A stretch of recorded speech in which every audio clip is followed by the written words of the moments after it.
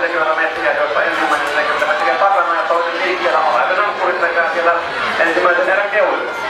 Muuten näistä kuuluttavuudesta on aika hankala sanoa, että missä järjestyksessä mennään. Olevilla on ehkä keskittyä siihen, että nuoria jalkoja on maanavassa täynnä ja säkinää löytyy keskialueelta ja vaihdot näyttää toimivan aivan hyvin. Alko hyvästä muodostelmasta siellä vaihto keskin takana, jotenka juoksijat pystyy juoksemaan aivan täysillä loppuun asti.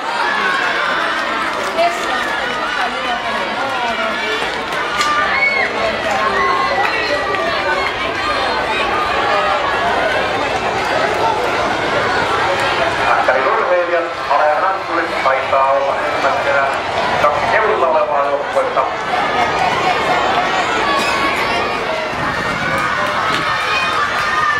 Näin loppukilpailu vastaan. Valittelematta voi sanoa, että tasaisissa merkeissä edetään.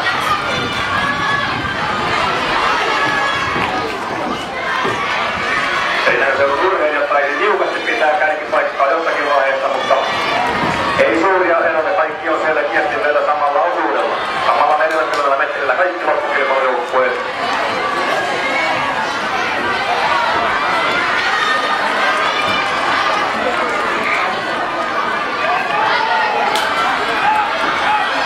Ja siltä vaikuttaa, että Seinäjoen urheilijat niukassa johdossa.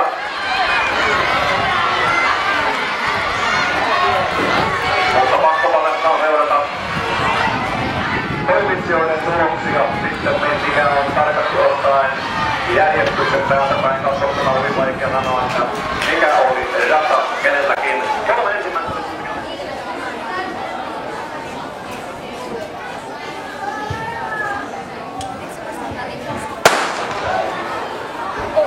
Tiukasti matkaan pidetään rata koko kentän leveydeltä auki. Joka radalla tulee juoksijoita. 13-vuotiaan poikia, 4 x 100 metriä, loppukilpailus ja panoksena piirimestaruus ja piirimestaruusmitat. Ja muut hyvät sijoitukset, todennäköisesti 8 parhaan joukkoon, jos vaan vaihdot menee